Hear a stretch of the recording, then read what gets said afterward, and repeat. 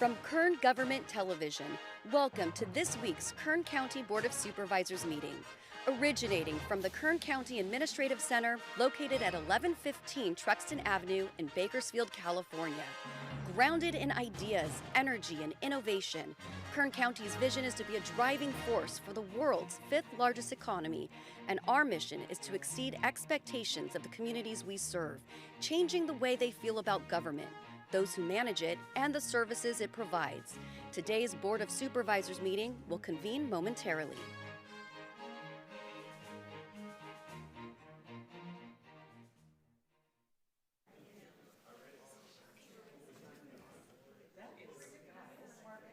We're ready to go. All right. Okay, we're going to call the meeting to order, and we'll begin with a roll call. Supervisor Peters? Here. Supervisor Parlier? Here. Supervisor Flores? Here. Supervisor Couch? Here. Supervisor Perez? Here. Okay, good afternoon, and welcome to the Tuesday, January 6th, 2 p.m. meeting of the Kern County Board of Supervisors. And we will first hear from County Counsel Kendra Graham for a report on action taken in closed session. Yes, good afternoon. Thank you. This morning, following the AM agenda, your board heard item number 40 in closed session. There were no reportable actions taken. Okay, thank you. Okay, we'll begin by considering the consent agenda. All items listed with the CA above the items are considered to be routine and non-controversial by county staff. Consent items can be considered first and may be approved by one motion. If members of the public wish to comment or ask questions regarding items on the consent agenda, they may do so prior to a vote being taken. Members of the board may remove items from the consent agenda and they will be considered in listed sequence with an opportunity for any members of the public to address the board concerning the item before action is taken. Members of the public may also comment on any closed session items. The consent agenda includes items 3 through 7 on page 2. Item 9 on page 3 is going to have a correction. We're withdrawing items 9A, 9O, and 9P for a revised fiscal impact of $114,488.37. So as revised, consent agenda also includes item 9 through 11 on page 3, items 12 through 19 on page 4, 20 through 25 on page 5, 28 through 34 on page 6, and items 35 through 40 on page 7, and lastly, items 41 through 44 on page 8. Are there any members of the public that would like to speak on the consent agenda? Okay, seeing none, I'll bring it back to the board for a motion. Motion approved. Second. Thank you. Please cast your votes.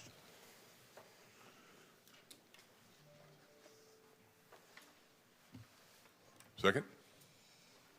Did you need a second? Nope, Oh. but I appreciate it Third? anyway. The motion is approved. All ayes. Okay, thank you. Okay, we'll now consider item number 1, and that's public presentations. This portion of the meeting is reserved for persons to address the board on any matter not on the agenda, but under the jurisdiction of the board. Board members may respond briefly to statements made or questions posed. They may ask questions for clarification, make referral to staff for factual information, or request staff to report back to the board at a later meeting. Also, the board may take action to direct staff to place a matter of business on a future agenda.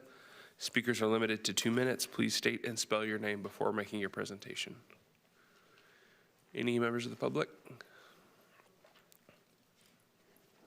Hello, good afternoon. My name is Anissa Robidou, ANISSA-ROBIDOUX. I am here on behalf of the Miss Kern County pageant. I am newly appointed as the first Miss Indigenous Kern County 2026. I was born and raised in Bakersfield. I will say first I'm here for sponsorship. And I was born and raised in Bakersfield, and I proudly identify as Chicana and Coastal Native Chumash. And I'm currently a full-time graduate student at California State University, Bakersfield, pursuing a master's of public administration with the professional focus for nonprofit leadership and community-based service in Kern County, particularly in the area of mental health and culturally responsive support. My passion centers on uplifting Indigenous communities and fostering healing through art, compassion, and advocacy. At 47 years old, I'm deeply engaged in community service and proudly wear many, many hats. I serve as the president of the Native Indigenous Student Coalition at CSUB. I'm a small business owner specializing in Native American jewelry and sewing. I actively teach my art and culture through workshops in our community. In addition, I contribute my artistic works through collaboration with Common Ground with the Bakersfield Art Council. By using the creative expressions as tools for connection, education, and healing. This year, we are honored to be nominated as its very first in 107 years through the Miss Kern County pageant. There is no cultural title that has been bestowed, so I am the first one and my daughter as well. So this title, Miss Indigenous Kern County, and my daughter's title, Miss Young Indigenous Kern County, represent far more than recognition. They carry responsibility, service, and the opportunity to uplift and advocate for Indigenous communities throughout Kern County. On March 28th, we will participate in the Kern County pageant. We will serve as representatives and engage in numerous volunteer outreach and educational opportunities. All participation is strictly service-oriented and unpaid. We do not profit from events. Instead, we give our time, our presence, and our advocacy to serve others. So I'm reaching out today to my friends, my family, and my community for support with the required pageant participation fees, which total $1,560 for my daughter and me, and they're due by February 14th. These fees cover only the basic cost of participation and do not include the gowns, attire, all the fun stuff that goes into everything. Any contribution or sponsorship would be sincerely appreciated and would help make this opportunity possible. Ma'am, I'm sorry, but you're gonna have to bring your comments to a close. Okay. Could you just tell us where somebody could find more I information? actually went upstairs to your, I forget her name. It is Suzanne Perry. I left Okay. all information, how to get in contact with myself, tax ID, anything that's needed for any type of support. But I just want to say one thing, that this is a big deal because it is a cultural title. Like I said, in 107 years, they've never had anything like this. So it's really important just to set the groundwork in everything that's going to take place this year for that. Understood. Thank you. Thank you so much for your Appreciate time. it. Thank you. Any other members of the public that would like to address the board?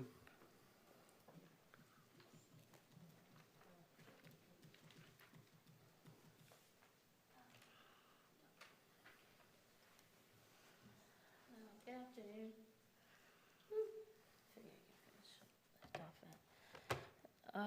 First, may I hand this is for the clerk and the supervisors. Thank you very much. Okay, hello, good afternoon. My name is Thomasina DeRica Rivers, spelled Tomasena. I'm a resident of Kern County, Bakersfield, and I am here on a subject matter according to the Department of Human Services wrongdoing by terminating my benefits. I would like to begin with my state of claim. Impact of a judge's decision. The judge ruled in my favor to be in a separate household. That is a final court decision. A county agency cannot lawfully, retroactively, or arbitrarily stop your SNAP benefit for the same reason that was rejected by the court.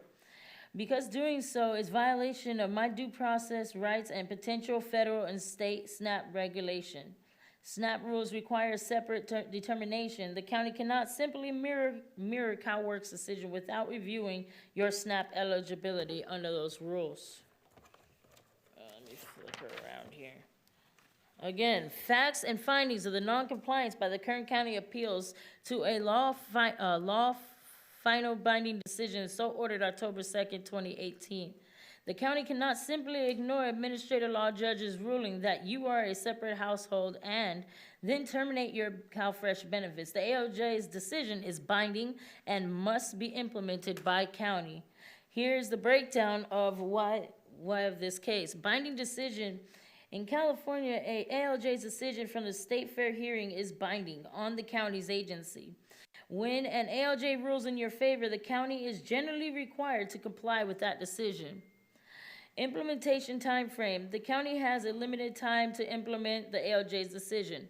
Linked benefits. My CalWorks eligibility often affects CalFresh eligibility, but programs are governed by different rules. An ALJ's ruling on your CalWorks household would likely no, it says household status would likely have a direct impact on your CalFresh eligibility, and the county must apply with the new finding.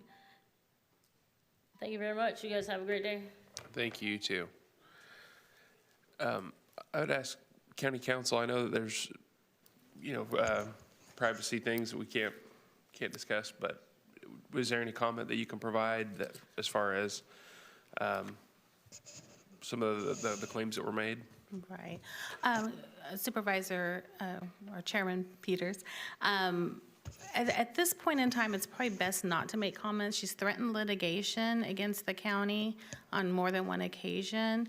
I'm happy to have someone from my office meet with her offline to go over what some of her claims are, or to direct her to the right claim process. I know that it's unfortunate that Department Head Leto is not here right now, because I know that there are some distinctions between the two different types of services and how they are calculated, and that's set through state law. So aside from that, given the threat of litigation, I don't think we should say much more. But I'm happy to have her take her number down, and I can get somebody to reach out to her. Okay, thank you. You're welcome. So if you would like to reach out or leave your contact information, somebody from county council's office can get in touch with you. But, nobody on this side of the dais is an expert in this eligibility stuff, so it would be probably a good idea to get some more information in that route. Go ahead. Okay, thank you. Okay, any other members of the public would like to comment? Okay, seeing none, we will now move to item number 2, and that is board member announcements or reports. Any, Supervisor Parlier? Thank you, Mr. Chairman. So it looks like we're going to probably have reductions from state and federal funding, not only coming up this budget cycle, but the future budget cycles also. And with that, CDBG, which is Community Development Block Grants, that could go away also. And CDBG is one of the last bullets in our chamber to be able to help various communities within this county to support various programs. And with that, I'd like to make a referral that we do a board letter to our various congressional representatives to request support for CDBG funding in the future. And do we need a motion on that? So I make a motion. Okay, thank you for the motion. Is there And I have one other item. Is there a second? A second. Okay, please cast your votes. Thank you, Supervisor Parlier. Thank you.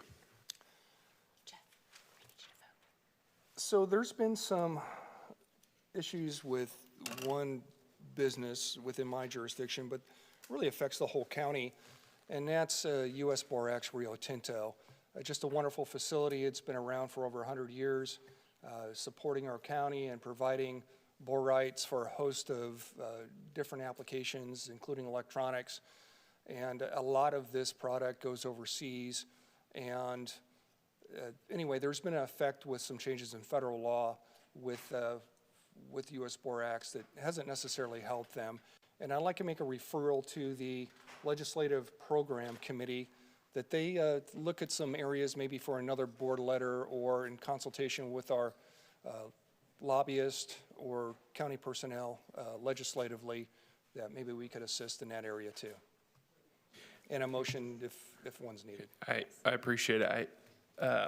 As I think we've already discussed some of this, that this conversation has come up regarding tariffs. I don't think that we need a motion to formally look at it, but we can definitely take a look at it and bring something back to the full board if that works for you. Yes, sir. Sure. Is that okay, Julie, or? If you want to make the referral, I need it to actually have a motion in a second, but if you feel like you've already discussed it enough and you don't want it to be a referral. What's your but if you're prerogative, gonna Mr. Chair? Whatever works for you. I'm happy to bring something back, or if you want to make a referral just so it's in the record, happy to do that. A referral.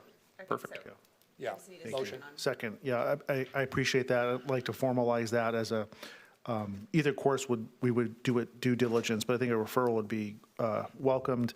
And I know Philip and I, we sit on that committee, and there's a lot of moving parts, and this is a borates deposit of world importance, of strategic importance, and I think that like other industries, we can seek a pathway to make a special designation and use every lever at our disposal with our congressional delegation, with the administration, to try to get a carve out for this strategic deposit to protect jobs, to protect the economy, and more importantly, to protect the nation.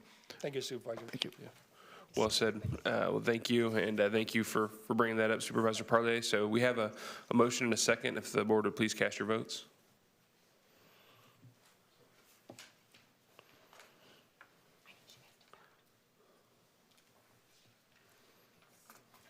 Perfect. The motion is approved. All ayes. Okay, thank you.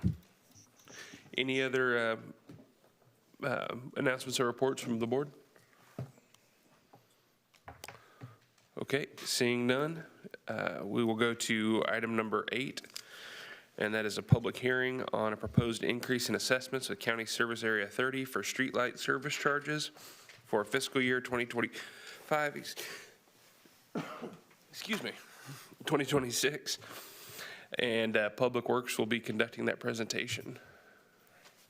I'll turn it over to Director Josh Champlin. Chairman, members of the board, Joshua Champlin, Public Works Director. Today with me is Assistant Director Adrian Nava, who will be making the presentation today. Good afternoon, members of the board. The item before you today is a proposed rate increase for County Service Area number 30 for streetlight services. We'll go over the Prop 218 process, the background, and why the need for this increase. This proposed rate increase is being conducted in accordance with the requirements of Prop 218 process. This process does not involve written process for property owners, but rather instead it requires submission of ballots. For the rate increase to be approved, more than 50% of the submitted ballots have to vote yes, so a simple majority of the ballots received determine the outcome. For this County Service Area number 30, Public Works mailed 1,758 ballots to affected property owners at least 45 days ahead of the public hearing.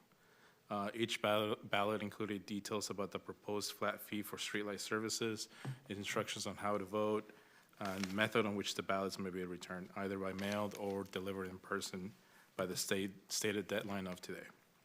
In addition to mailing the ballots, staff conducted in-person outreach, going door to door throughout the neighborhood to explain the process, answer any questions, and provide information on the proposed increase.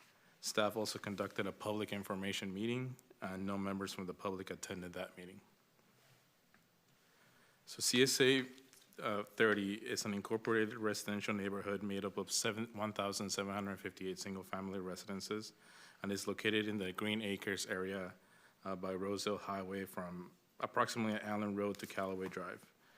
These homes receive streetlight services funded through an assessment collected via their annual tax bill. Within CSA 30, there are 429 streetlights currently in operation throughout the neighborhood.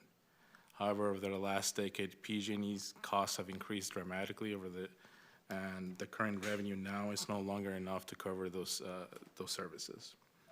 An increase in the assessment is necessary to maintain the current level of service. However, if the proposal does not pass, there is a potential that the CSA will need to reduce that level of services by turning off some streetlights. This map shows the current boundaries of CSA 30.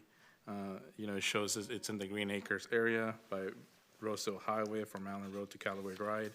The areas highlighted in green represent all the parcels within CSA, and the area in light brown shows that the CSA 30 falls within District 1. So in fiscal year 23-24, CSA 30 had a revenue of about $50,000. However, the total expenses came to about $66,000, with about $62,000 of that, or about 95% of that, going directly to PG&E. This resulted in a budget shortfall of nearly $16,000. Right now, each parcel is being assessed $28 per parcel per year.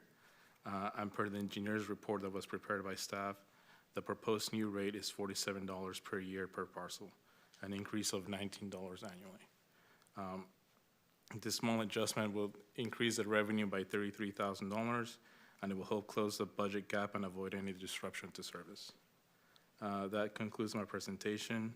At this time, it will be appropriate to open the public hearing. I'm available should you have any questions.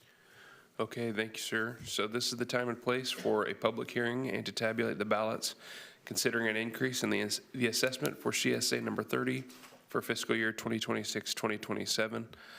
Before I open the hearing for public comment, are there any comments or questions from the board? Supervisor Parlier. Quick question, for the lighting, is it gonna be incandescent or LED? So the current streetlights, it really depends on there are some streetlights that are incandescent and there are some that have been replaced and are LEDs. So it's a mixture of both. So, when I was at Bakersfield, there was a program where we switched over to the LED. There was a significant cost savings. And look, it's Phillips area, you can do whatever he wants, but if there was a way to potentially reduce costs by getting ahead of the curve and switching to LED, that's only a suggestion. Supervisor Parlier through the chair. This is an ongoing process through PG&E and SoCal Edison, our other electric provider in the county. Most of our lights are on what we call either LS1 or LS2 rate structure. That means we simply pay PG&E and they do everything. They replace lights, they manage their system themselves, the street lighting. And so that's the case here. So we'll reach out to them and see where this falls on their list of retrofitting and if they've done that so far. But I agree that we should get the most cost-effective service that we can to our constituents. Thanks, Josh. Thank you, Mr. Chair. Thank you. Any other questions or comments from the board? Okay, seeing none, I will now open the public hearing and ask if there are any public comments. If anyone in the audience has any ballots, now is the time to deliver them to the clerk of the board. Okay. Madam Clerk, have you received any ballots that need to be considered? I have not received any ballots to be considered. Okay. Okay, seeing there are no further public comments, we're now going to close the public hearing and return to staff.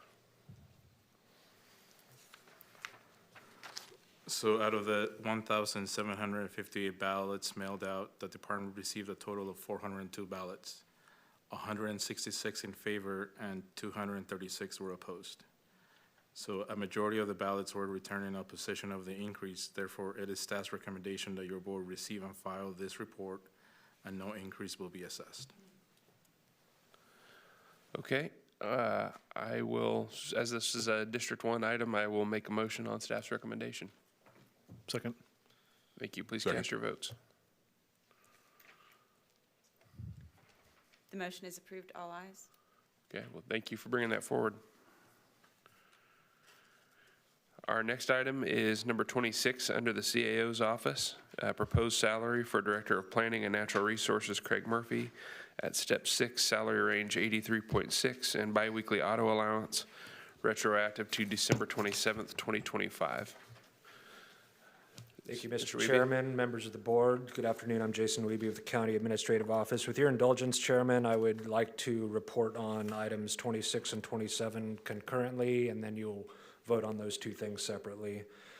So effective January 1st, 2026, California Senate Bill 707 requires an oral report of compensation for department heads and other similar offices. So here you go. On December 26, 2025, your board appointed Craig Murphy as Director of Planning and Natural Resources and Kendra Graham as County Counsel, both effective December 27, 2025.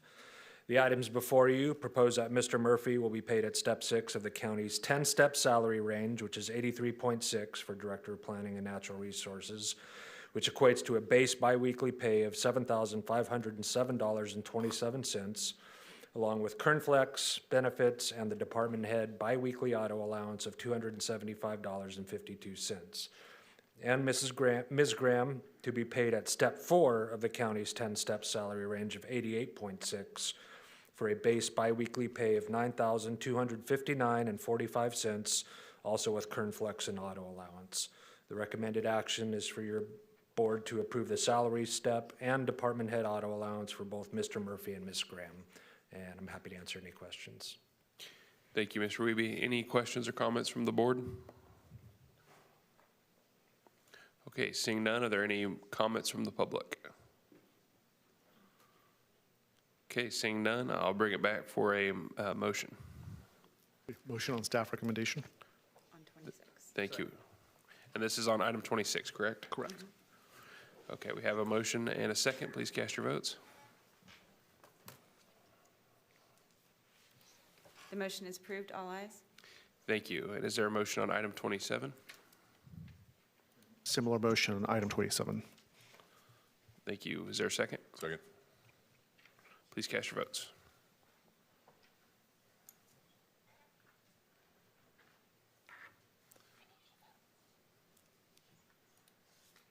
The motion is approved. All ayes.